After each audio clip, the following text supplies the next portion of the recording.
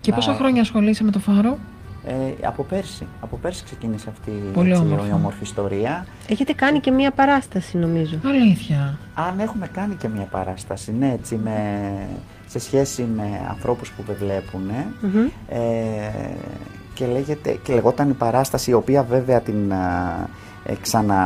έτσι συγχρονίζουμε τώρα με τους ανθρώπους της παράστασης που έχουν φτιάξει τη σκηνοθεσία, το κείμενο και την παραγωγή τέλος πάντων, και κάνουμε πρόβες για να ξαναπαικτεί πάλι αυτή η παράσταση. Βεβαίως, λεγόταν Στροβιλίζοντας τη ζωή και λέγεται Στροβιλίζοντας τη ζωή. Είναι μια πάρα πολύ ωραία θεατρική παράσταση που έχουμε έτσι, είναι συγκινητικό το έργο, πάρα πολύ. Βέβαια απευθύνεται για όλη την οικογένεια. Βέβαια φέτος βάλαμε και λίγο για τη διαφορετικότητα στον ανθρώπο. Βάλαμε για ανθρώπους που δεν βλέπουν, αλλά που μπορούν να συμμετέχουν σε ένα σύνολο κοινωνικά. Πολύ ωραίο. Με ανθρώπους που βλέπουν και να χορέψουν και να διασκεδάσουν όλοι μαζί και να περάσουν όλοι καλά. Είναι ένα πολύ ωραίο story έχουμε φτιάξει, το οποίο δεν θέλω να το αποκαλύψω φυσικά, γιατί αυτό θα είναι ωραίο μεθαύριο να το δείτε, γιατί θα ξαναβγεί πάλι στα πράγματα. Και όταν είναι να ξαναβγεί θα θέλαμε να μας το πεις για να το πούμε και εμείς αυτό παρά έξω και να μπορέσουμε να το δουν και άλλοι. Πάντως κοντά τις γιορτές ξέρουμε την πρώτη εμφάνιση μέχρι στιγμής, κοντά τις γιορτές στο θέατρο της σχολής Βιτανιδίου στην Καλιθέα. Έχει μέσα η σχολή, έχει ένα ωραίο θεατράκι και μας κάνει την πρόταση να το παίξουμε εκεί. Πολύ σαν ένα χριστουγεννιάτικο ωραίο γιορτινό θέμα, και μετά έκτοτε θα πάει σε διάφορους δήμους εντός Αττικής και εκτός Αττικής.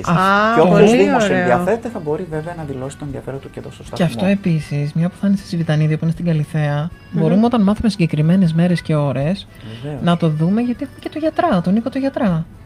Ναι, εννοείται αυτό. Έχουμε τον Νίκο το γιατρό και είναι στο Δημοτικό Συμβούλιο. Και μπορεί να μας βοηθήσει να το μετά από εμάς μπορεί να τον γνωρίσεις αν είναι εδώ. Μας ενδιαφέρει πάρα πολύ αυτό, παιδιά. Θα τον γνωρίσει μετά. Είναι μια πάρα πολύ ωραία συγκινητική ιστορία, την οποία έχει γράψει στα κείμενα η Μαρία Αγραπίδου και ο Χρήστος Αρφάνης, ο οποίος είναι και ο σκηνοθέτης της παράστασης. Παίζουν πολύ αξιόλογα άτομα, απλά τώρα κάποιοι από την παλιά version, από την πρώτη version δεν μπορούσαν να ακολουθήσουν για διάφορους λόγους προσωπικούς και επαγγελματικούς, και έτσι αλλάζουμε αυτή την περίοδο το cast των συμμετεχόντων και βάλαμε και συν τη διαφορετικότητα που μπορεί να υπάρχει σε ένα παιδί που είναι στο περιθώριο και που το ασκείται και bullying μέσα από το σχολείο, μέσα από το κοινωνικό σύνολο. Ό,τι πιο επίκαιρο. Και βάλαμε και αυτό μέσα σαν θέμα, συνδυάζοντας και τον άνθρωπο που δεν βλέπει και του δίνουμε πολύ μεγάλο νόημα στη ζωή μέσα από το χορό. Τέλεια. Πολύ ωραία. Πάμε λοιπόν. Πολλά πράγματα ωραία πάνω σε αυτό. Anyway. Και ό,τι θες πάνω σε αυτό είμαστε εδώ. Να ξέρεις, οτιδήποτε χρειαστείς, είμαστε εδώ σε οτιδήποτε χρειαστείς. Βεβαίως.